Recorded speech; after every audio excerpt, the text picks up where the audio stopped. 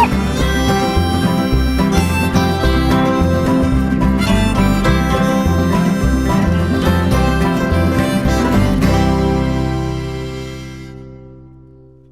guys, Constance here from Cosmopolitan Cornbread. So I've got a quick tip for you today. I want to talk to you about using a soil blocker. Now this is a really simple tool. Just as the name says, it creates blocks of soil.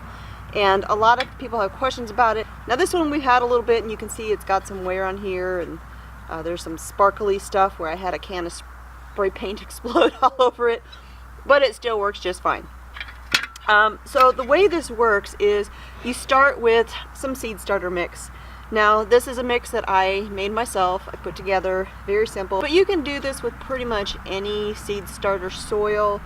You can buy the pre-made stuff at the store if that's what you choose to do. I have a video that I talked about making my own mix to use, and I will link that in the card or down below so you can find that if you're interested. So here's why I like using these seed blockers.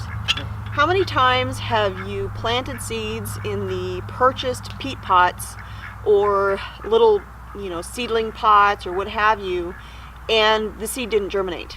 And then you've either wasted that pot or you've got a mess, and how do you reuse that soil or that pot? Sometimes you can't, depending on what you're using. But with these seed blockers, you're literally starting it in soil. And so if the seed doesn't germinate, it doesn't take, you just take that chunk of soil, throw it back in, and you can use it again. You aren't out anything. And so it is a money saver. And yeah, so let me show you how to use it. So like I said, you're just going to start with some seed starting soil, and as you are looking at your starter mix, you want to make sure there's no chunks in here, like this right here. That will cause the blocks to not form properly and not stick together. They might be brittle. So you want to throw anything like that out. Just toss it out, throw it in the compost, throw it in the garden if you want to. But this is for seeds, so you don't want any chunks in there. Now you don't have to be 100% thorough. You can just kind of look as you go. So next we're going to add a little bit of water to this. How much water you add depends on how much moisture is in your mix to begin with. Basically, you're just going to mix it up. You just want to use enough water so that it will stick to itself when you squeeze it. Kind of like that. Alright?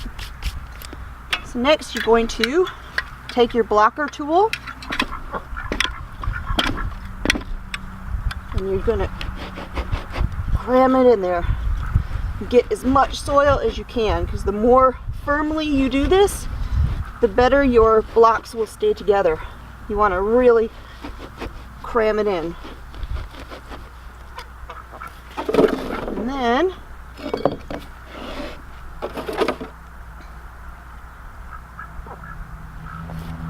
come over here to your tray.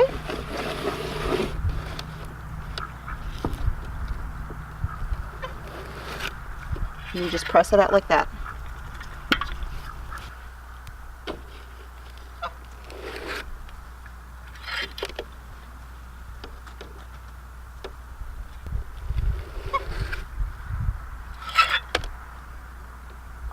Alright, so as you can see, I have one here that I didn't quite form all the way as I should have. I can either scoop that one out or I can just leave it as it is.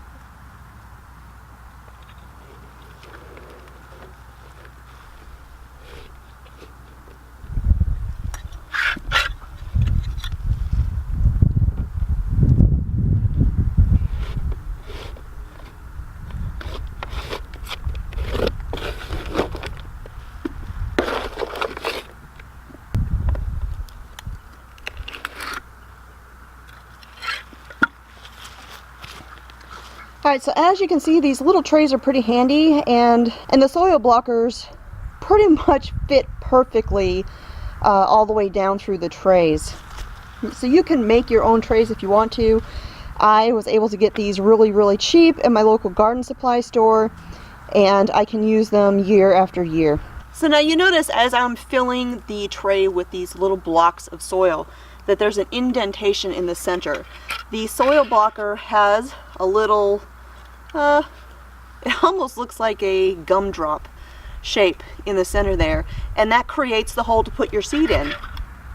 So you're going to drop a seed down in the hole, or 2 or 3 depending on what you're growing and how you want to plant them. So once I have the seed planted down in that little indentation, I just drop it in there. I'm just going to take a little bit of my seed starter mix and I'm just going to sprinkle it over the top to cover up the seed, and that is it. These soil blockers, they come in different sizes. They actually have ones that make much smaller itty bitty little blocks, and once you have a seed started in there, you can actually move them into a larger block if you want to. I just start with this one. It's about, I think these blocks are about 1.5 inches, maybe 2 inches or so. I think this is just a perfect size. It's easy, and really these blocks are about the same size as all those little peat discs that you can get at the garden supply store. So I just start with this one right off the bat. So there you go. That's how you use seed blocking tools.